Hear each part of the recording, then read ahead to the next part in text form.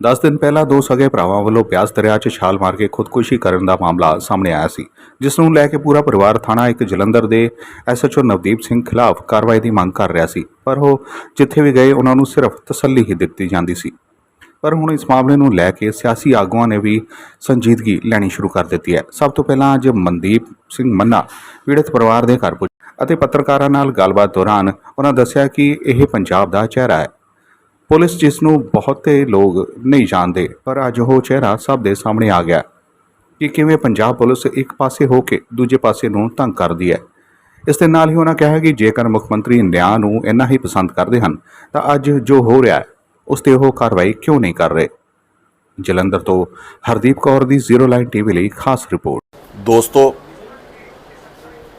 ਅੱਜ ਪੰਜਾਬ ਪੁਲਿਸ ਦਾ ਮੈਂ ਬਹੁਤ ਘਿਨਾਉਣਾ ਜਿਹੜਾ ਤੁਹਾਨੂੰ ਰੂਪ ਦਿਖਾਉਣ ਜਾ ਰਿਹਾ। ਤੁਸੀਂ ਇਸ ਪਰਿਵਾਰ ਦੇ ਵਿੱਚ ਅੱਗੇ ਵੀ ਇਹਨਾਂ ਦੀ ਕਵਰੇਜ 2-3 ਦਿਨ ਤੋਂ ਕਰਦੇ, ਕੰਨਾਂ ਦੇ ਉੱਤੇ ਕੋਈ ਜੂੰ ਸਰਕੀ ਹੈ। ਦੋ ਜਿਸ ਘਰ ਦੇ ਜਵਾਨ ਬੱਚੇ ਚਲੇ ਗਏ ਹੋਣ, ਮੈਂ ਇਹ ਪੁਸ਼ਟੀ ਨਹੀਂ ਕਰਦਾ, ਪ੍ਰਮਾਤਮਾ ਕਰੇ ਉਹ ਜੀਂਦੇ ਹੀ ਨਿਕਲ ਆਉਣ, ਪਰ ਜੋ ਅੱਖੀ ਵੇਖਿਆ ਕੋਈ ਆਸ ਘੱਟ ਹੈ ਕਿ ਉਹ ਵਾਪਸ ਆ ਸਕਦੇ ਨੇ। ਉਹ ਜੋ ਇਹਨਾਂ ਦੇ ਸਾਹਮਣੇ ਜਿਨ੍ਹਾਂ ਨੇ ਛਾਲ ਮਾਰੀ, ਔਰ ਜੋ ਸੂਬੇ ਦੇ ਵਿੱਚ ਚੱਲ ਰਿਹਾ, ਜਿਸ ਤਰੀਕੇ ਹੜ੍ਹਾਂ ਦਾ ਜਿਹੜਾ ਦੌਰ ਚੱਲ ਰਿਹਾ, ਜਿਹਦੇ ਵਿੱਚ ਲੋਕਾਂ ਦੇ ਘਰ ਤੱਕ ਵਹਿ ਗਏ ਨੇ, ਤੇ ਮੇਰਾ ਨਹੀਂ ਖਿਆਲ ਬੰਦਾ ਤੈਰ ਕੇ ਕੋਈ ਦਰਿਆ ਦੇ ਵਿੱਚੋਂ ਨਿਕਲ ਸਕਦਾ ਸੀਗਾ। ਔਰ ਪੀੜਤ ਪਰਿਵਾਰ ਜਿਹੜਾ ਉਹਨਾਂ ਨੂੰ ਕੀ ਸਹਿਣਾ ਪੈ ਰਿਹਾ ਆਪਣੇ ਬੱਚਿਆਂ ਦੇ ਗਮ ਦੇ ਵਿੱਚ, ਆਪਣੇ ਬੱਚਿਆਂ ਦੇ ਵਿਯੋਗ ਦੇ ਵਿੱਚ। ਔਰ ਮੈਂ ਇੱਕ ਗੱਲ ਭਗਵੰਤ ਮਾਨ ਨੂੰ ਜ਼ਰੂਰ ਕਹਿਣੀ ਚਾਹੂੰਗਾ, ਮੈਂ ਇਸ ਸੂਬੇ ਦੇ ਡੀਜੀ ਨੂੰ ਜ਼ਰੂਰ ਕਹਿਣੀ ਚਾਹੂੰਗਾ ਕਿ ਜਿਸ ਤਰੀਕੇ ਪਿਛਲੀਆਂ ਸਰਕਾਰਾਂ ਦੇ ਵਿੱਚ ਪੁਲਿਸ ਦੇ ਉੱਤੇ ਦਬਾਅ ਹੁੰਦਾ ਸੀਗਾ ਕਿ ਇਹਨੂੰ ਫੜ ਲਓ, ਇਹਨੂੰ ਅੰਦਰ ਦੇ ਦਿਓ, ਉਹ ਦੌਰ ਜੇ ਤੁਹਾਡੇ ਵੇਲੇ ਮੁੱਕਾ ਸੀਗਾ ਤੇ ਤੁਸੀਂ ਪੁਲਿਸ ਨੂੰ ਬਹੁਤ ਜ਼ਿਆਦਾ ਖੁੱਲ੍ਹ ਦੇ ਦਿੱਤੀ ਕਿ ਆਪਣੀਆਂ ਮਨਮਰਜ਼ੀਆਂ ਕਰੇ, ਜਿਹਨੂੰ ਮਰਜ਼ੀ ਫੜ ਕੇ ਅੰਦਰ ਦੇ ਦੇਵੇ, ਜਿਹਨੂੰ ਮਰਜ਼ੀ ਫੜ ਕੇ ਬੇਇੱਜ਼ਤ ਕਰੇ। ਔਰ ਉਹਦੇ ਬਦਲੇ ਲੋਕੀ ਜਿਹੜੇ ਅਣਖ ਵਾਲੇ ਨੇ ਉਹ ਆਪਣਾ ਸਹਿ ਨਹੀਂ ਸਕਦੇ, ਪੁਲਿਸ ਦੇ ਤੇ ਗੱਲ ਨਹੀਂ ਪੈ ਸਕਦੇ। ਬਾਹਰੋਂ ਕੋ ਕਿਸੇ ਨੇ ਕੀਤੀ ਹੋਵੇ ਤੇ ਉਹਦੇ ਨਾਲ ਤੇ ਲੜਾਈ ਝਗੜਾ ਕੀਤਾ ਜਾ ਸਕਦਾ।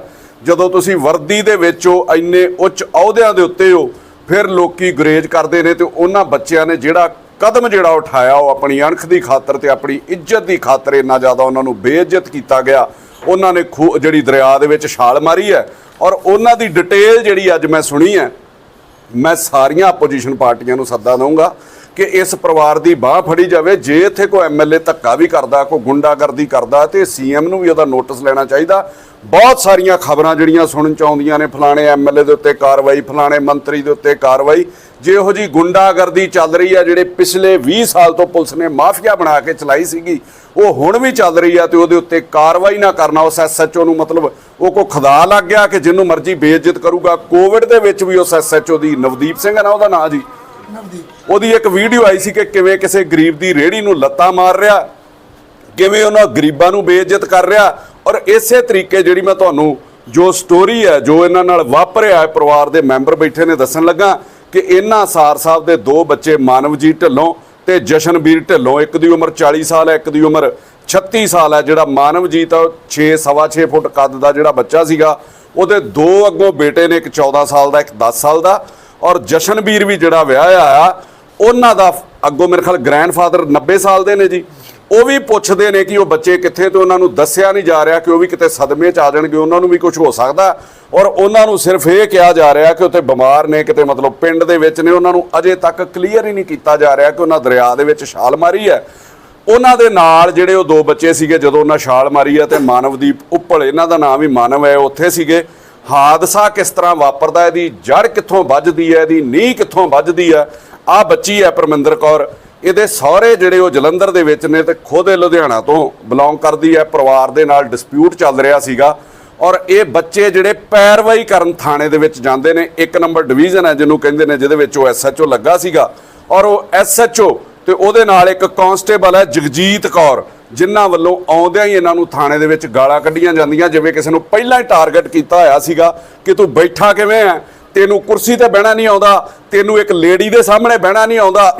ਜਿਵੇਂ ਮਨ ਦੇ ਵਿੱਚ ਹੀ ਇਹ ਪਿਕਚਰ ਤੈਅ ਕੀਤੀ ਗਈ ਸੀ ਕਿ ਇੱਕ ਪਾਰਟੀ ਦੀ ਮਦਦ ਕਰਨੀ ਔਰ ਦੂਜਿਆਂ ਨੂੰ ਭਜਾਉਣਾ ਕਿਵੇਂ ਹੈ, ਦੂਜਿਆਂ ਨੂੰ ਉਠਾਉਣਾ ਕਿਵੇਂ ਹੈ। ਮਾਨਵਜੀਤ ਨੂੰ ਉੱਥੇ ਜਿਹੜਾ ਉਹ ਬੇਇੱਜ਼ਤ ਕੀਤਾ ਜਾਂਦਾ, ਔਰ ਮਾਨਵ ਦੀ ਗੱਲ ਉਹੀ ਕਾਂਸਟੇਬਲ ਜਿਹੜੀ ਐਸਐਚਓ ਦੇ ਨਾਲ ਕਰਾਉਂਦੀ ਹੈ। ਔਰ ਇਹ 16 ਤਰੀਕ ਦਾ ਇਹਨਾਂ ਨੂੰ ਟਾਈਮ ਦਿੱਤਾ ਜਾਂਦਾ ਹੈ। ਦਵਾਈ ਦਿੰਦੇ ਨੇ ਕਿ ਸਾਡਾ ਥੋੜੇ ਰੁਝੇਵੇਂ ਨੇ, ਸਾਨੂੰ ਟਾਈਮ ਹੀ 2 ਦਿਨ ਦਾ ਵੱਧ ਦੇ ਦਿੱਤਾ ਜਾਵੇ। ਉੱਥੇ ਵੀ ਵਿਜੇਦ ਹੋਇਆ ਜਾਂਦਾ, ਇਹਨਾਂ ਨੂੰ ਟਾਈਮ ਜਿਹੜਾ ਉਹ ਵੱਧ ਨਹੀਂ ਦਿੱਤਾ ਜਾਂਦਾ। ਅੱਗੋਂ ਜਿਹੜੀ ਤਰੀਕ ਉਹਨੇ ਫਿਕਸ ਕੀਤੀ ਹੈ ਉਸੇ ਦਾ ਟਾਈਮ ਇਹਨਾਂ ਨੂੰ ਦਿੱਤਾ ਗਿਆ। 16 ਨੂੰ ਇਹ ਦੋਵੇਂ ਪਰਿਵਾਰ ਜਿਹੜੇ ਥਾਣੇ 'ਚ ਪਹੁੰਚ ਜਾਂਦੇ ਨੇ। ਰਾਜੀਨਾਮਾ ਇਹਨਾਂ ਦਾ ਹੋ ਰਿਹਾ ਜਾਂ ਨਹੀਂ ਹੋ ਰਿਹਾ, ਪੰਜਾਬ 'ਚ ਬਹੁਤ ਸਾਰੇ ਮਸਲੇ ਦੇਸ਼ 'ਚ ਚੱਲਦੇ ਨੇ ਜਿੱਥੇ ਡਿਸਪਿਊਟ ਹੁੰਦਾ ਹੈ ਲੜਕੇ ਲੜਕੀ ਦਾ, ਉਹ ਇੱਕ ਅਲੱਗਾ ਚੀਜ਼ ਸੀਗੀ। ਔਰ ਉਸ ਤੋਂ ਬਾਅਦ ਇਹ ਦੋਵੇਂ ਪਾਰਟੀਆਂ SHO ਨਾਲ ਇਕੱਲੇ ਗੱਲ ਕਰਨੀਆਂ ਚਾਹੁੰਦੇ ਨੇ, ਸਾਰਿਆਂ ਨੂੰ ਬਾਹਰ ਕੱਢ ਕੇ। ਜਦੋਂ ਇਹਨਾਂ ਦੀ ਗੱਲ ਸੁਣਦੇ ਆ ਅੰਦਰ ਉਹਨਾਂ ਨੂੰ ਸੁਣਿਆ ਜਾਂਦਾ, ਮਾਨਵਜੀਤ ਵੀ ਬਾਹਰ ਹੈ ਔਰ ਇਸ ਲੜਕੀ ਦਾ ਜਿਹੜਾ ਜੇਠ ਹੈ ਉਹ ਭੱਜਾ SHO ਦੇ ਕਮਰੇ 'ਚ ਆਉਂਦਾ ਔਰ ਉਹਨੂੰ ਕਹਿੰਦਾ ਕਿ ਬਾਹਰ ਇਹ ਝਗੜਾ ਹੋ ਰਿਹਾ, ਉਹ ਸਾਡੇ ਨਾਲ ਬਹਿਸਬਾਜੀ। ਸੁਭਾਵਕ ਹੈ ਜਦੋਂ ਤੁਸੀਂ ਕਿਸੇ ਦੇ ਨਾਲ ਗਏ ਹੋ, ਕਿਸੇ ਦੀ ਧੀ ਭੈਣ ਦਾ ਮਸਲਾ, ਇੱਕ ਦੂਜੇ ਨਾਲ ਬਹਿਸਬਾਜੀ ਹੁੰਦੀ ਹੈ, ਉੱਥੇ SHO ਧਮਕੀਆਂ ਦਿੰਦਾ ਹੈ ਕਿ ਮੈਂ ਤੇਰੇ ਉੱਤੇ 57 ਕਰ ਦੇਣੀ ਆ। ਮੁਲਾਜ਼ਮ ਜਿਹੜੇ ਨੇ ਉਹ ਜਦੋਂ ਮਾਨਵ ਨੂੰ ਅੰਦਰ ਲਿਆਂਦਾ ਜਾਂਦਾ ਥਾਣੇ, ਮੁਲਾਜ਼ਮ ਜਿਹੜੇ ਨੇ ਮਾਨਵ ਨੂੰ ਖਿੱਚ ਕੇ ਉਹ ਬਾਹਰ ਲੈ ਜਾਂਦੇ ਨੇ ਔਰ SHO ਅੱਗੋਂ ਕਹਿੰਦਾ ਕਿ ਇਹਨਾਂ ਨੂੰ ਬੰਦਾ ਬਣਾਇਆ ਜਾਵੇ। SHO ਦੇ ਕਮਰੇ ਦੇ ਵਿੱਚੋਂ ਖਿੱਚ ਕੇ ਉਹਨਾਂ ਨੂੰ ਖੜਿਆ ਜਾਂਦਾ ਔਰ ਮਾਨਵ ਉੱਥੇ ਰੌਲਾ ਪਾਉਂਦਾ। ਜਿੰਨਾ ਕੁ ਮੈਂ ਉਹਨੂੰ ਜਾਣਦਾ ਜਾਂ ਜਿੰਨਾ ਕੁ ਮੈਂ ਉਹਦੇ ਬਾਰੇ ਸੁਣਿਆ ਵੀ ਉਹ ਬਹੁਤ ਦਲੇਰ ਸੀਗਾ ਔਰ ਇਹ ਕਹਿ ਰਹੇ ਸੀ ਕਿ ਉਹਦੀ ਪੱਗ ਲਾ ਕੇ ਅੰਦਰ ਦਿਓ। ਉਹਨੇ ਇੱਕ ਗੱਲ ਕਹੀ ਕਿ ਤੁਸੀਂ ਨਜਾਇਜ਼ ਕਰ ਰਹੇ ਹੋ, ਜੋ ਮੇਰੇ ਨਾਲ ਕਰਨਾ ਕਾਨੂੰਨ ਦੇ ਮੁਤਾਬਕ ਤੁਹਾਡੇ ਕੈਮਰੇ ਲੱਗੇ ਨੇ ਉਹਨਾਂ ਦੀ ਦੇਖ ਰੇਖ ਦੇ ਵਿੱਚ ਕੀਤਾ ਜਾਵੇ। SHO ਨੇ ਜੋ ਮੈਂ ਮਹਿਸੂਸ ਕੀਤਾ ਕਿ ਇਹਨੂੰ ਆਪਣਾ ਹੀ ਝਗੜਾ ਬਣਾ ਲਿਆ, ਉਹ ਦੂਜੀ ਪਾਰਟੀ ਕੋਲੋਂ ਪੈਸੇ ਲੈ ਕੇ ਜਾਂ ਪ੍ਰੈਸ਼ਰ ਹੇਠ ਆ ਕੇ ਜਾਂ ਆਪਣੇ ਉੱਚ ਅਧਿਕਾਰੀਆਂ ਦੇ ਪ੍ਰੈਸ਼ਰ ਹੇਠ ਆ ਕੇ ਜਿੰਨਾ ਵੀ ਇਹਦੇ ਵਿੱਚ ਲੈਣ ਦੇਣ ਕੀਤਾ ਹੋਊਗਾ। ਔਰ ਉਹੀ SHO ਦੇ ਨਾਲ ਜਿਹੜੀ ਕਾਂਸਟੇਬਲ ਲੱਗੀ ਹੈ ਜਗਜੀਤ ਕੌਰ, ਉਹ ਇਸ ਲੜਕੀ ਨੂੰ ਧਮਕੀਆਂ ਲਾਉਂਦੀ ਆ ਕਿ ਆ ਖਾਲੀ ਪੇਪਰ ਨੇ 2-2 ਲਾਈਨਾਂ ਲਿਖੀਆਂ ਹੋਈਆਂ ਨੇ, ਉਹਦੇ ਉੱਤੇ ਸਾਈਨ ਕਰ, ਨਹੀਂ ਤਾਂ ਤੂੰ ਬਾਹਰ ਅਸ਼ਰ ਵੇਖ ਲੈ, ਤੇਰਾ ਵੀ ਉਹ ਅਸ਼ਰ ਕੀਤਾ ਜਾਣਾ। ਔਰ ਕਈ ਪੇਪਰ ਦੇ ਉੱਤੇ ਤੁਹਾਡੇ ਕੋਲੋਂ ਸਾਈਨ ਕਰਾਏ ਜਾਂਦੇ ਨੇ, ਆਹ ਸਾਈਨ ਇਹਦੇ ਕੋਲੋਂ ਕਰਾਏ ਜਾਂਦੇ ਨੇ। ਮਾਨਵ ਨੂੰ ਹਵਾਲਾ 'ਚ ਦੇ ਦਿੱਤਾ ਜਾਂਦਾ। ਜਦੋਂ ਬਾਹਰ ਆਉਂਦਾ ਇਹਨਾਂ ਨੂੰ ਦੱਸਿਆ ਗਿਆ ਕਿ ਮੇਰੇ ਮੂੰਹ ਦੇ ਉੱਤੇ ਮੁੱਕਾ ਵੀ ਮਾਰਿਆ, ਮੇਰੀ ਪੱਗ ਲਾ ਕੇ ਅੰਦਰ ਵੀ ਕੀਤਾ ਗਿਆ। ਔਰ ਬਾਪ ਇਹਨਾਂ ਦੇ ਪਿਤਾ ਜੀ ਨੂੰ ਕਿਸੇ ਦਾ ਫੋਨ ਆਉਂਦਾ, ਤੁਹਾਨੂੰ ਕਿਸੇ ਦਾ ਫੋਨ ਆਇਆ ਜੀ ਬੱਚੇ ਨੂੰ ਪਾਣੀ ਵੀ ਨਹੀਂ ਪੀਣ ਦੇ ਰਹੇ, ਪਾਣੀ ਤੱਕ ਨਹੀਂ, ਮਤਲਬ ਐਡੀ ਗਰਮੀ ਦੇ ਵਿੱਚ। ਛੋਟੇ ਬੇਟੇ ਨੇ ਕਿਹਾ ਜਸ਼ਨਵੀਰ ਨੂੰ ਹਿਟਲਰ ਬਣਿਆ ਬੈਠਾ ਵੀ ਇਹਨਾਂ ਦਾ ਛੋਟਾ ਬੇਟਾ ਇਹਨਾਂ ਨੂੰ ਕਹਿੰਦਾ ਹੈ ਕਿ ਉਹ ਹਿਟਲਰ ਬਣ ਕੇ ਬੈਠਾ ਹੈ। SHO ਪਾਣੀ ਵੀ ਨਹੀਂ ਅੰਦਰ ਦਿੱਤਾ ਜਾ ਰਿਹਾ। ਦੂਜੀ ਚੀਜ਼ SHO ਹੈ, ਤੂੰ ਕੋ ਪੰਜਾਬ ਦਾ ਮੁੱਖ ਮੰਤਰੀ ਤੇ ਨਹੀਂ ਲੱਗਾ, ਇੱਕ ਸਿੰਗਲ ਬੰਦੇ ਦੇ ਉੱਤੇ ਤੈਨੂੰ 157 ਪਰਚਾ ਦੇਣ ਦਾ ਕੀ ਹੱਕ ਸੀਗਾ? ਜੇ ਉਹ ਕਿਸੇ ਨਾਲ ਝਗੜਾ ਕਰ ਰਿਹਾ ਸੀ, ਉਹਦੇ ਨਾਲ ਕੋਈ ਬਹਿਸਬਾਜ਼ੀ ਕਰ ਰਿਹਾ ਸੀਗਾ, ਫਿਰ ਦੋਵਾਂ ਧਿਰਾਂ ਦੀ ਜਿਹੜੀ ਉਹ 57 ਹੋਣੀ ਚਾਹੀਦੀ ਸੀ। ਕਦੀ ਮਗਰ ਆਇਆਂ ਦੇ ਉੱਤੇ ਵੀ 57 ਕੀਤੀ ਜਾਂਦੀ ਹੈ। ਤੁਸੀਂ ਵੀ ਇੰਨੀ ਦੇਰ ਤੋਂ ਜਾਣਦੇ ਹੋ, ਸਿਰਫ ਟਾਰਗੇਟ ਕੀਤਾ ਜਾਂਦਾ ਸਰ। ਉਹ ਬੰਦੇ ਨੂੰ ਟਾਰਗੇਟ ਕੀਤਾ ਗਿਆ, ਉਹਨੂੰ ਬੇਇੱਜ਼ਤ ਕੀਤਾ ਗਿਆ, ਨਾਲ ਆਉਣਾ ਉਹਦਾ ਗੁਨਾਹ ਹੋ ਗਿਆ। ਇਹਨਾਂ ਦੇ ਪਿਤਾ ਜੀ ਨੇ SHO ਦੇ ਤਰਲੇ ਵੀ ਕੱਢੇ ਵੀ ਕਸੂਰ ਕੀ ਹੈ ਬੱਚਿਆਂ ਦਾ, ਉਹਨਾਂ ਨੂੰ ਪਾਣੀ ਵੀ ਨਹੀਂ ਪੁੱਛਿਆ ਜਾ ਰਿਹਾ, ਉਹਨਾਂ ਨੂੰ ਕੁਝ ਦਿੱਤਾ ਹੀ ਨਹੀਂ ਜਾ ਰਿਹਾ। ਉਹਦੀ ਕਮੀਜ਼ ਤੱਕ ਲਵਾ ਲਈ ਗਈ ਜਿਹੜੀ ਉਹਨੂੰ ਬਾਅਦ ਚੋਂ ਕਿਸੇ ਹੋਰ ਨੇ ਲਿਆ ਕੇ ਦਿੱਤੀ ਹੈ। ਸਾਰੀ ਜੱਦੋਜਹਿਦ ਤੋਂ ਬਾਅਦ 17 ਤਰੀਕ ਨੂੰ ਉਸ ਬੱਚੇ ਦੀ ਜ਼ਮਾਨਤ ਹੋ ਜਾਂਦੀ ਹੈ। ਛੋਟਾ ਭਰਾ ਜਿਹੜਾ ਜਸ਼ਨ ਢਿੱਲੋਂ, ਉਹ ਮਾਨਸਿਕ ਤੌਰ ਦੇ ਉੱਤੇ ਬਹੁਤ ਪਰੇਸ਼ਾਨ ਹੋ ਜਾਂਦਾ ਆਪਣੇ ਭਰਾ ਦੀ ਇੰਨੀ ਬੇਇੱਜ਼ਤੀ ਵੇਖਦੇ ਹੋਏ। ਆਪਣੇ ਬਾਪ ਨੂੰ ਅਖੀਰ ਦੇ ਵਿੱਚ ਉਹ ਫੋਨ ਕਰਦਾ ਕਿ ਤੁਸੀਂ ਸਾਡੇ ਲਈ ਬਹੁਤ ਕੁਝ ਕੀਤਾ, ਤੁਸੀਂ ਸਾਨੂੰ ਇੱਥੋਂ ਤੱਕ ਪਹੁੰਚਾਇਆ। ਉਹ 2 ਲਫ਼ਜ਼ ਇਹਨਾਂ ਨੂੰ ਵਰਤਦਾ ਕਿ ਲਵ ਯੂ ਪਾਪਾ, 2 ਵਾਰੀ ਉਹ ਕਹਿੰਦਾ ਲਵ ਯੂ ਪਾਪਾ। ਇਸ ਤੋਂ ਬਾਅਦ ਉਹ ਇਹਨਾਂ ਨਾਲ ਕੋਈ ਗੱਲ ਨਹੀਂ ਕਰਦਾ, ਬਹੁਤ ਜ਼ਿਆਦਾ ਡਿਪਰੈਸ਼ਨ 'ਚ ਆ ਗਿਆ ਸੀਗਾ। ਔਰ ਜਸ਼ਨ ਜਦੋਂ ਨਿਕਲਦਾ ਤੇ ਸਾਰੇ ਪਰਿਵਾਰ ਨੂੰ ਟੈਨਸ਼ਨ ਹੋ ਜਾਂਦੀ। ਉਹ ਵੱਡੇ ਭਰਾ ਨੂੰ ਕਹਿੰਦੇ ਨੇ ਕਿ ਇਹਨੂੰ ਲੱਭਣ ਦੀ ਕੋਸ਼ਿਸ਼ ਕਰੋ, ਇਹਦੀ ਲੋਕੇਸ਼ਨ ਟਰੇਸ ਕਰੋ। ਇਹ ਮਾਨਵ ਤੇ ਦੂਸਰਾ ਮਾਨਵ ਜਿਹਨੇ ਦਰਿਆ ਛਾਲ ਮਾਰੀ, ਇਹ ਦੋਵੇਂ ਜਾਣੇ ਉਹਨੂੰ ਲੱਭਣ ਚਲੇ ਜਾਂਦੇ ਨੇ। ਉਹਨੂੰ ਫੋਨ ਦੇ ਉੱਤੇ ਬਹਾਨੇ ਨਾਲ ਕਹਿੰਦੇ ਨੇ ਕਿ ਮੇਰੀ ਗੱਡੀ ਮੈਨੂੰ ਵਾਪਸ ਚਾਹੀਦੀ ਆ, ਮੈਂ ਕਿਤੇ ਜਾਣਾ ਹੈ। ਤੇ ਉਹਨਾਂ ਨੂੰ ਕਹਿੰਦਾ ਜੀ ਦਰਿਆ ਤੇ ਆ ਜਾਓ, ਉੱਥੋਂ ਗੱਡੀ ਲੈ ਲਓ। ਉੱਥੇ ਜਸ਼ਨ ਉਹਨਾਂ ਨੂੰ ਮਿਲ ਜਾਂਦਾ ਔਰ ਉਹਦੇ ਨਾਲ ਉਹ ਬਹੁਤ ਜ਼ਿਆਦਾ ਜੱਦੋਜਹਿਦ ਕਰਦੇ ਨੇ ਕਿ ਚੱਲ ਘਰ ਚੱਲੀਏ। ਇਹ ਵੀ ਸ਼ਖਸ ਉੱਥੇ ਸੀਗੇ, ਮਾਨਵ ਤੁਸੀਂ ਵੀ ਉੱਥੇ ਸੀਗੇ। ਬਹੁਤ ਜ਼ਿਆਦਾ ਜੱਦੋਜਹਿਦ ਕੀਤੀ ਜਾਂਦੀ। ਇਹਨਾਂ ਨੂੰ ਨਾਕੇ ਦੇ ਉੱਤੇ ਪੁਲਿਸ ਬੁਲਾ ਲੈਂਦੀ ਹੈ ਕਿ ਗੱਡੀ ਤੁਸੀਂ ਇੱਥੇ ਨਹੀਂ ਲਾ ਸਕਦੇ, ਗੱਡੀ ਮਤਲਬ ਪਰੇ ਕਰਕੇ ਇਹਨੂੰ ਲਾ ਦਿਓ। ਸਾਰਾ ਟੱਬਰ ਉਹਨੂੰ ਸਮਝਾਉਣ ਦੀ ਕੋਸ਼ਿਸ਼ ਕਰਦਾ, ਉਹ ਲਫ਼ਜ਼ ਕੀ ਵਰਤਦਾ ਕਿ ਮੇਰੇ ਪੱਲੇ ਕੱਖ ਨਹੀਂ ਰਿਹਾ, ਸਾਡੀ ਬੇਇੱਜ਼ਤੀ ਹੋਈ ਹੈ। ਪਹਿਲਾਂ ਉਹ ਬਹੁਤ ਜ਼ਿਆਦਾ ਰੋਂਦਾ, ਉਸ ਤੋਂ ਬਾਅਦ ਉਹ ਹੱਸਣਾ ਸ਼ੁਰੂ ਕਰ ਦਿੰਦਾ। ਮਤਲਬ ਮਾਨਸਿਕ ਤੌਰ ਤੇ ਇੰਨਾ ਉਹਨੂੰ ਪਰੇਸ਼ਾਨ ਤੇ ਇੰਨਾ ਟਾਰਗੇਟ ਕੀਤਾ ਗਿਆ। ਫਿਰ ਜਦੋਂ ਉਹਦਾ ਬ੍ਰਦਰ ਉਹਨੂੰ ਕਹਿੰਦਾ ਚੱਲ ਚੱਲੀਏ, ਉਹ ਫੋਨ ਦੇ ਉੱਤੇ ਗੱਲ ਕਰ ਰਿਹਾ, ਆਪਣੇ ਪੇਰੈਂਟਸ ਨੂੰ ਦੱਸ ਰਿਹਾ, ਤੇ ਦੂਜੇ ਭਰਾ ਜਸ਼ਨ ਨੇ ਦਰਿਆ ਦੇ ਵਿੱਚ ਛਾਲ ਮਾਰ ਦਿੱਤੀ, ਜਿਹੜੀ ਇਹਨਾਂ ਵੀ ਅੱਖੀ ਵੇਖੀ। ਉਹਦੇ ਪਿੱਛੇ ਮਾਨਵ ਨੇ ਆਪਣੇ ਭਰਾ ਨੂੰ ਬਚਾਉਣ ਲਈ ਜਿਹੜੀ ਉਹ ਛਾਲ ਮਾਰ ਦਿੱਤੀ। ਔਰ ਉਹ ਦੋਵਾਂ ਭਰਾਵਾਂ ਦਾ ਅੱਜ ਕਿੰਨੇ ਦਿਨ ਹੋ ਗਏ ਨੇ ਜੀ? 9 ਦਿਨ। ਕੋਈ ਉਹਨਾਂ ਦਾ ਥੋ ਪਤਾ ਨਹੀਂ ਲੱਗ ਰਿਹਾ। ਔਰ ਦੁੱਖ ਕਿਸ ਗੱਲ ਦਾ ਕਿ 2 ਘਰ ਦੇ ਵਿੱਚ ਜਵਾਨ ਬੱਚੇ ਗਾਇਬ ਹੋ ਗਏ। ਹੁਣ ਮੈਂ ਮੌਤ ਲਫ਼ਜ਼ ਨਾ ਨਹੀਂ ਵਰਤਣਾ ਚਾਹੁੰਦਾ। ਦੋਵਾਂ ਦੀ ਆਸ ਕੋਈ ਨਹੀਂ ਕਿ ਉਹਨਾਂ ਮੁੜਨਾ ਹੋਵੇ। ਨਾ ਕੋਈ ਇਲਾਕੇ ਦਾ ਇੱਥੇ MLA ਆਉਣ ਨੂੰ ਤਿਆਰ ਹੈ, ਨਾ ਕੋਈ ਇੱਥੇ ਆਇਆ। ਜਿੰਨਾ ਕਿ ਮੈਨੂੰ ਪਤਾ ਲੱਗਾ ਕਿ SHO ਵੀ MLA ਦੀ ਸ਼ਹਿ ਦੇ ਉੱਤੇ ਲੱਗਾ ਹੋਇਆ ਸੀਗਾ। ਔਰ ਦੁੱਖ ਇਸ ਗੱਲ ਦਾ ਕਿ ਲੋਕਲ ਬਾਡੀ ਮਿਨਿਸਟਰ ਇਸ ਸ਼ਹਿਰ ਦਾ ਹੋਵੇ ਔਰ ਉਹ ਖੁਦ ਪੁਲਿਸ ਅਫਸਰ ਰਹਿ ਚੁੱਕਿਆ ਹੋਵੇ ਔਰ ਅਜੇ ਤੱਕ ਉਹ ਐਸਐਚਓ ਦੇ ਉੱਤੇ ਕਾਰਵਾਈ ਨਾ ਕੀਤੀ ਜਾਵੇ। ਗਵਰਨਰ ਤੱਕ ਨੂੰ ਇਹਨਾਂ ਲੋਕਾਂ ਨੇ ਸ਼ਿਕਾਇਤ ਦਿੱਤੀਆਂ ਨੇ ਔਰ ਮੈਂ ਗਵਰਨਰ ਸਾਹਿਬ ਨੂੰ ਕਹਿਣਾ ਚਾਹੁੰਦਾ ਕਿ ਆਪਣੀ ਤੁਹਾਡੀ ਇੱਕ ਦੂਜੇ ਦੇ ਨਾਲ ਜਿਹੜੀ ਈਗੋ ਹਟ ਹੋ ਰਹੀ ਹੈ ਸਰਕਾਰ ਦੇ ਨਾਲ, ਤੁਸੀਂ ਲੜਦੇ ਹੋ ਮੈਂ ਤੈਨੂੰ ਭੰਗ ਕਰ ਦਿੰਦਾ, ਉਹ ਤੁਹਾਨੂੰ ਕੋਈ ਜਵਾਬ ਨਹੀਂ ਦਿੰਦੇ। ਪਰ ਇਹੋ ਜਿਹੇ ਮੁੱਦੇ, ਇਹੋ ਜਿਹੇ ਜਿਹੜੇ ਮਸਲੇ ਨੇ, ਇਹਨਾਂ ਦੇ ਉੱਤੇ ਕੋਈ ਵੀ ਗਰੀਬ ਜਨਤਾ ਦੇ ਉੱਤੇ ਗੌਰ ਨਹੀਂ ਫਰਮਾ ਰਿਹਾ। ਜੋ ਤੁਹਾਨੂੰ ਆਕਾ ਕਹਿੰਦੇ ਨੇ ਤੁਸੀਂ ਸਰਕਾਰ ਨੂੰ ਆਰਡਰ ਸੁਣਾ ਦਿੰਦੇ ਹੋ, ਜੋ ਸਰਕਾਰ ਦੇ ਆਕਾ ਇਹਨਾਂ ਨੂੰ ਕਹਿੰਦੇ ਨੇ ਉਹ ਤੁਹਾਨੂੰ ਉਹ ਜਵਾਬ ਚਲੇ ਜਾਂਦਾ।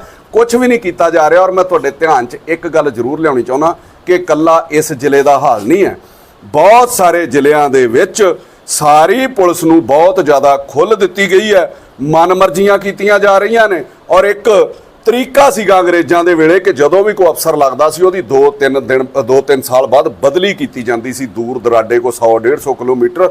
ਉਹ ਰਵਾਇਤ ਹੀ ਮੁੱਕ ਗਈ। ਪੂਰਾ ਮਾਫੀਆ ਜਿਹੜਾ ਪੁਲਿਸ ਨੇ ਵੀ ਬਣਾ ਲਿਆ, ਪੂਰਾ ਨੈਕਸਸ ਦੇ ਤੌਰ ਦੇ ਉੱਤੇ ਪੁਲਿਸ ਨੇ ਵੀ ਕੰਮ ਕਰਨਾ ਸ਼ੁਰੂ ਕਰ ਦਿੱਤਾ। ਕਿਸ ਤਰੀਕੇ ਮਾਫੀਆ ਨਾਲ ਰਲ ਗਏ, ਕਿਸ ਤਰੀਕੇ ਉਹ ਐਮਐਲਏਆਂ ਦੇ ਪ੍ਰੈਸ਼ਰ ਹੇਠ ਆ ਗਏ, ਕਿਸ ਤਰੀਕੇ ਉਹ ਮੰਤਰੀਆਂ ਦੇ ਪ੍ਰੈਸ਼ਰ ਹੇਠ ਆ ਗਏ, ਕਿਉਂਕਿ ਕੋਈ ਵੀ ਪੁਲਿਸ ਅਫਸਰ ਆਪਣਾ ਘਰ ਨਹੀਂ ਛੱਡਣਾ ਚਾਹੁੰਦਾ ਜਿੱਥੇ ਲੱਗਾ। ਮੈਂ ਤੇ ਅੱਗੇ ਲੋਕਾਂ ਨੂੰ ਹੱਸਦਾ ਕਿ ਕੋਈ ਐਮਐਲਏ ਦਾ ਹਲਕਾ ਬਦਲਿਆ ਜਾ ਸਕਦਾ 5 ਸਾਲ ਬਾਅਦ, ਕਿਸੇ ਐਸਐਚਓ ਨੂੰ ਤੁਸੀਂ 5, 10, 15 ਸਾਲ ਦੇ ਵਿੱਚ ਉਹਦਾ ਜ਼ਿਲ੍ਹਾ ਹੀ ਨਹੀਂ ਚੇਂਜ ਕਰ ਸਕਦੇ। ਇਸ ਤਰੀਕੇ ਕਬਜ਼ਾ ਤੇ ਇਸ ਤਰੀਕੇ ਜਿਹੜਾ ਨੈਕਸਸ ਤਿਆਰ ਕੀਤਾ ਗਿਆ ਔਰ ਜੋ ਸੁਣਨ ਚ ਆ ਰਿਹਾ ਕਿ ਕਈ ਉੱਚ ਅਧਿਕਾਰੀ ਵੀ ਇਹਦੇ ਨਾਲ ਰਲ ਗਏ ਸੀਗੇ ਐਸਐਚਓ ਦੇ ਔਰ ਕਈਆਂ ਨੂੰ ਪੈਸੇ ਵੀ ਜਿਹੜੇ ਭੇਂਟ ਹੋਏ ਜਾਂ ਉਹਦੇ ਖਿਲਾਫ ਕਾਰਵਾਈ ਨਹੀਂ ਕੀਤੀ ਜਾ ਰਹੀ। ਕੱਲ ਐਸਐਚਓ ਨੂੰ ਲਾਈਨ ਹਾਜ਼ਰ ਕੀਤਾ ਗਿਆ। ਮੈਂ ਸਰਕਾਰ ਨੂੰ ਕਹਿਣਾ ਚਾਹੁੰਦਾ ਕਿ ਕੀ ਗੱਲ ਉਸ ਬੰਦੇ ਦੇ ਖਿਲਾਫ ਪਰਚਾ ਨਹੀਂ ਬਣਦਾ? ਬੰਦਿਆਂ ਨੂੰ ਬੇਇੱਜ਼ਤ ਕਰਨਾ, ਲੋਕਾਂ ਦੀਆਂ ਰੇਹੜੀਆਂ ਨੂੰ ਲੱਤਾਂ ਮਾਰਨਾ, ਇੰਨੀਆਂ ਜ਼ਿਆਦੀਆਂ ਕੰਪਲੇਂਟਸ ਉਸ ਬੰਦੇ ਦੀਆਂ ਆ ਰਹੀਆਂ, ਕਿਤੇ ਚੋਰੀ ਦੇ ਵਿੱਚ ਦਖਲ ਦਿੱਤਾ, ਕੋ ਪੈਸੇ ਖਾ ਲਏ, ਕੋ ਉਹ ਬੰਦੇ ਨੂੰ ਰੱਖ ਕੇ ਜਿਹੜੇ ਬੰਦੇ ਮਤਲਬ ਐਡੇ ਕ੍ਰਿਮੀਨਲ ਨੇ ਸਾਡੇ ਸ਼ਹਿਰ ਦੇ ਵਿੱਚ। ਕੱਲ ਕੁਝ 5-4 ਐਸਐਚਓ ਕਿਸੇ ਪਾਰਟੀ 'ਚ ਨੱਚ ਰਹੇ ਸੀ ਜਿਹਦੇ ਵਿੱਚ ਕਿਸੇ ਬੰਦੇ ਦੇ ਉੱਤੇ ਪਰਚਾ ਸੀਗਾ, ਉਹਨਾਂ ਨੂੰ ਬਦਲ ਦਿੱਤਾ ਗਿਆ, ਕੋ ਮਾਨਸਾ, ਕੋ ਪਟਿਆਲਾ। ਮੈਂ ਇਹ ਕਹਿਣਾ ਚਾਹੁੰਦਾ ਕਿ ਜਿਹੜਾ ਐਸਐਚਓ ਹੀ ਗੈਂਗਸਟਰ ਬਣ ਗਿਆ ਉਹਦੇ ਉੱਤੇ ਕਾਰਵਾਈ ਕਿਉਂ ਨਹੀਂ ਕੀਤੀ ਜਾ ਰਹੀ? ਇਹ ਪਰਿਵਾਰ ਅੱਜ ਤਰਸ ਕਿਉਂ ਰਿਹਾ? ਇਹਨਾਂ ਦੇ ਵੱਲ ਆ ਕਿਉਂ ਨਹੀਂ ਰਿਹਾ ਕੋਈ? ਇਹਨਾਂ ਦਾ ਹਾਲ ਕਿਉਂ ਨਹੀਂ ਪੁੱਛ ਰਿਹਾ? ਕਿਉਂਕਿ ਸਰਕਾਰ ਦੇ ਬੰਦੇ ਤੇ ਸਰਕਾਰੀ ਬੰਦੇ ਦੇ ਵਿੱਚ ਇਨਵੋਲਵ ਨੇ। ਔਰ ਬਹੁਤ ਥਾਵਾਂ ਦੇ ਉੱਤੇ ਜੇ ਦੇਖਿਆ ਜਾਵੇ ਕਦੀ ਵੀ ਕਿਸੇ ਪੁਲਿਸ ਅਫਸਰ ਦੇ ਖਿਲਾਫ ਜਿਹੜੀ ਇਨਕੁਆਇਰੀ ਚੱਲਦੀ ਹੈ, ਪਹਿਲੀ ਤੇ ਉਸ ਜ਼ਿਲ੍ਹੇ ਦੇ ਵਿੱਚ ਹੋਣੀ ਨਹੀਂ ਚਾਹੀਦੀ। ਕਦੀ ਵੀ ਕਿਸੇ ਨੂੰ ਸਜ਼ਾ ਨਹੀਂ ਮਿਲਦੀ। ਆਪਸ 'ਚ ਮਿਲ ਕੇ ਉਹਨਾਂ ਇਨਕੁਆਇਰੀਆਂ ਦਾ ਹੱਲ ਕਰਾ ਲਿਆ ਜਾਂਦਾ, ਆਪਸ 'ਚ ਮਿਲ ਕੇ ਉਹਨਾਂ ਇਨਕੁਆਇਰੀਆਂ ਨੂੰ ਬੰਦ ਕਰਾ ਲਿਆ ਜਾਂਦਾ।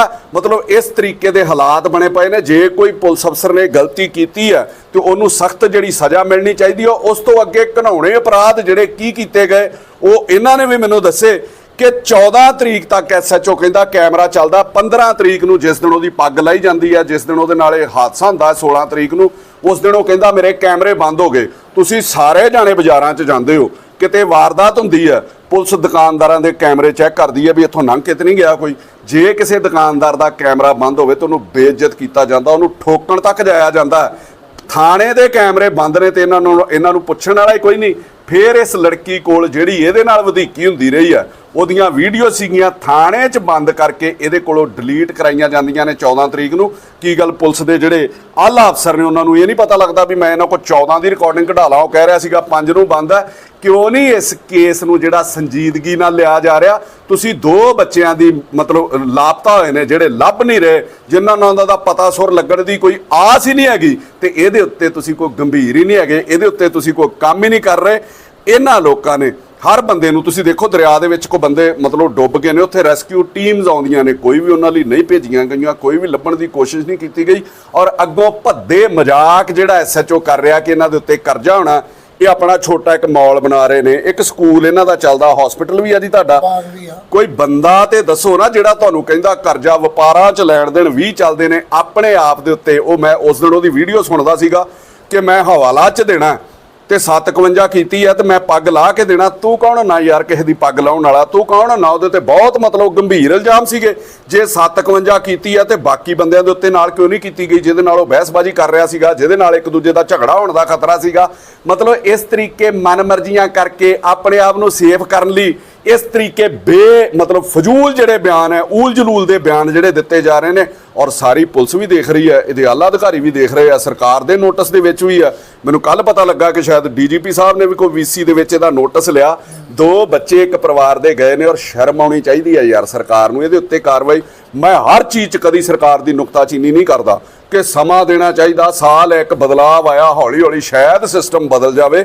ਕੋਈ ਕਿਸੇ ਨੂੰ ਆਉਂਦਿਆਂ ਹੀ ਨੁਕਤਾਚੀਨੀ ਕਰੀ ਜਾਓ ਵੀ ਉਹਨੂੰ ਲਾਹ ਦਿਓ, ਉਹਨੂੰ ਆਹ ਕਰ ਦਿਓ। ਪਰ ਇਹੋ ਜਿਹੇ ਜਿਹੜੇ ਸੰਜੀਦਾ ਮੁੱਦੇ ਨੇ ਜਿਨ੍ਹਾਂ ਦੇ ਉੱਤੇ ਤੁਸੀਂ ਧਿਆਨ ਹੀ ਨਹੀਂ ਦੇ ਰਹੇ, ਤੁਹਾਡੇ ਅਫਸਰਾਂ ਦੀ ਅਣਗਹਿਲੀ ਕਰਕੇ ਕਈ ਅੱਗੇ ਮੇਰਾ ਖਿਆਲ ਅੱਗੇ ਵੀ ਉਹਨੂੰ ਸਸਪੈਂਡ ਕੀਤਾ ਗਿਆ ਸੀ। ਇਹੋ ਜਿਹੇ ਲੋਕਾਂ ਨੂੰ ਪੁਲਿਸ ਪ੍ਰਸ਼ਾਸਨ ਦੇ ਵਿੱਚ ਰਹਿਣ ਦਾ ਕੋਈ ਅਧਿਕਾਰ ਨਹੀਂ ਹੈ। ਇਹਨਾਂ ਨੂੰ ਕੋਈ ਜ਼ਿੰਮੇਵਾਰੀ ਵਾਲੀ ਪੋਸਟ ਨਹੀਂ ਦੇਣੀ ਚਾਹੀਦੀ। ਇਸ ਤਰੀਕੇ ਜਿਹੜਾ ਅੱਜ ਪਰਿਵਾਰ ਪੀੜਤ ਹੈ, ਮੈਂ ਇਕੱਲੇ ਬੰਦੇ ਨੂੰ ਕਹਿੰਦਾ ਕਿ ਇਹਨਾਂ ਦੀ ਸਾਰ ਲੈਣੀ ਚਾਹੀਦੀ। ਔਰ ਉਲਟਾ ਡਰਾਉਣ ਲਈ ਅੱਜ ਮੈਨੂੰ ਪਤਾ ਲੱਗਾ ਕਿ ਥਾਣੇ ਦੇ ਵਿੱਚ ਕੱਲ ਤੁਹਾਡੇ ਉੱਤੇ ਕੰਪਲੇਂਟ ਕਰ ਦਿੱਤੀ ਗਈ ਜੀ। ਇੱਕ ਨਾਲ ਤੁਹਾਡੇ ਕੋਲ ਪੈਰਵਾਈ ਕਰ ਰਹੇ ਸੀਗੇ, ਕੌਣ ਹੈ? ਇਹਨਾਂ ਦੇ ਜਿਹੜੇ ਬੰਦੇ ਪੈਰਵਾਈ ਕਰ ਰਹੇ, ਇਹਨਾਂ ਨੂੰ ਡਰਾਉਣ ਲਈ ਕਿ ਕੇਸ ਨੂੰ ਚੁੱਕਿਆ ਨਾ ਜਾਵੇ। ਇਸ ਲੜਕੀ ਦੇ ਉੱਤੇ ਦਬਾਅ ਬਣਾਇਆ ਜਾ ਰਿਹਾ, ਇਸ ਬੱਚੇ ਦੇ ਉੱਤੇ ਦਬਾਅ ਬਣਾਇਆ ਜਾ ਰਿਹਾ। ਇਹ ਕਿੱਥੋਂ ਦਾ ਇਨਸਾਫ ਹੈ ਤੇ ਕਿੱਥੋਂ ਦਾ ਬਦਲਾਵ ਹੈ? ਸੋ ਮੇਰੀ ਇਹ ਬੇਨਤੀ ਹੈ ਮਤਲਬ ਸਾਰ ਭਗਵੰਤ ਸਿੰਘ ਮਾਨ ਨੂੰ ਤੇ ਨਾਲ ਪੰਜਾਬ ਦੇ ਡੀਜੀਪੀ ਨੂੰ। ਮੈਂ ਡੀਜੀਪੀ ਨੂੰ ਇੱਕ ਗੱਲ ਕਹਿਣੀ ਚਾਹੁੰਦਾ ਕਿ ਤੁਹਾਡੀ ਇਮਾਨਦਾਰੀ ਦੇ ਉੱਤੇ ਮੈਂ ਬੜੇ ਕਿੱਸੇ ਸੁਣੇ ਨੇ, ਤੁਸੀਂ ਜਲੰਧਰ ਦੇ ਵਿੱਚ ਵੀ ਲੱਗੇ ਰਹੇ ਹੋ, ਕੋਈ ਸ਼ੱਕ ਨਹੀਂ। ਪਰ ਪੁਲਿਸ ਦੀ ਪੈਰਵਾਈ ਕਰਨਾ ਛੱਡ ਦਿਓ। ਜਿੱਥੇ ਪੁਲਿਸ ਗਲਤ ਹੈ ਉਹਨੂੰ ਠੋਕ ਕੇ ਸਜ਼ਾ ਦਿਓ। ਪੰਜਾਬ ਦੇ ਵਿੱਚ ਇੱਕ ਪੋਲੀਟੀਕਲ ਦੇ ਨਾਲ ਇੱਕ ਜਿਹੜਾ ਪੁਲਿਸ ਟੈਰਰਿਜ਼ਮ ਚੱਲ ਰਿਹਾ ਕਿ ਜਿਹਨੂੰ ਮਰਜ਼ੀ ਫੜ ਲਓ, ਜਿਹਦੇ ਨਾਲ ਮਰਜ਼ੀ ਵਧੀਕੀ ਕਰ ਦਿਓ। ਇਹਨਾਂ ਚੀਜ਼ਾਂ ਦੇ ਉੱਤੇ ਰੋਕ ਲੱਗਣੀ ਬਹੁਤ ਜ਼ਿਆਦਾ ਜ਼ਰੂਰੀ ਹੈ। ਨਹੀਂ ਤੇ ਇਹਦੇ ਸਿੱਟੇ ਜਿਵੇਂ ਪਿਛਲੀਆਂ ਸਰਕਾਰਾਂ ਨੇ ਭੁਗਤੇ ਨੇ, ਤੁਹਾਨੂੰ ਵੀ ਭੁਗਤਣੇ ਪੈਣਗੇ। ਲੋਕ ਮਜਲੂਮ ਨੇ, ਤੁਹਾਡੀ ਪੁਲਿਸ ਦੀ ਵਰਦੀ ਨਹੀਂ ਪਾੜ ਸਕਦੇ, ਤੁਹਾਡੀ ਪੁਲਿਸ ਦੇ ਗੱਲ ਨਹੀਂ ਪੈ ਸਕਦੇ। ਪਰ ਇਹਨਾਂ ਕੋ ਜਿੱਦਣ ਅਖਤਿਆਰ ਆਉਂਦਾ ਨਾ ਵੋਟਾਂ ਦੇਣ ਦਾ, ਤੇ ਤੁਹਾਨੂੰ ਮੂੰਹ ਮੂੰਹ ਜਿਵੇਂ ਕਿਸੇ ਨੂੰ 3 ਸੀਟਾਂ ਤੇ ਸੁੱਟਿਆ ਤੇ ਕਿਸੇ ਨੂੰ 14 ਸੀਟਾਂ ਤੇ ਸੁੱਟਿਆ ਨਾ। ਸੋ ਰੱਬ ਨੇ ਤੁਹਾਨੂੰ ਤਾਕਤ ਦਿੱਤੀ, ਉਹ ਦਿਨ ਦੁਬਾਰਾ ਨਾ ਆਉਣ ਵੀ ਤੁਹਾਨੂੰ ਵੀ ਉਹ ਮਤਲਬ ਪੰਜਾਬ ਦੇ ਵਿੱਚ ਇਹ ਲੋਕ ਚੱਲਦਾ ਕਰਨ ਲਈ ਉਤਾਵਲੇ ਹੋ ਜਾਣ। ਸੋ ਜਿਹੜੇ ਮੁੱਦੇ ਗੰਭੀਰ ਨੇ ਉਹਨਾਂ ਦੇ ਉੱਤੇ ਸੰਜੀਦਗੀ ਦੇ ਨਾਲ ਕੰਮ ਕਰੋ। ਇਹਨਾਂ ਲੋਕਾਂ ਦੀ ਪੈਰਵਾਈ ਕਰੋ, ਇਹਨਾਂ ਲੋਕਾਂ ਦੀ ਬਾਹ ਫੜੋ। ਮੈਂ ਸੀਐਮ ਨੂੰ ਕਹੂੰਗਾ ਕਿ ਇਹਨਾਂ ਦੇ ਆਲਾ ਅਧਿਕਾਰੀ ਜਿਹੜੇ ਨੇ ਇਹਨਾਂ ਦੇ ਘਰ ਦੇ ਵਿੱਚ ਆਉਣ, ਇਹਨਾਂ ਦੀ ਪੁੱਛ ਪ੍ਰਤੀਤ ਕਰਨ। ਜੋ ਇਹਨਾਂ ਦੀ ਡਿਮਾਂਡ ਹੈ ਉਹਦੇ ਉੱਤੇ ਉਹ ਕਾਰਵਾਈ ਹੋਣੀ ਚਾਹੀਦੀ ਹੈ। ਨਹੀਂ ਤੇ ਪੰਜਾਬ ਦੇ ਲੋਕਾਂ ਦਾ ਤੁਹਾਡੇ ਤੋਂ ਵੀ ਜਿਹੜਾ ਉਹ ਮਨ ਭਰ ਜਾਊਗਾ।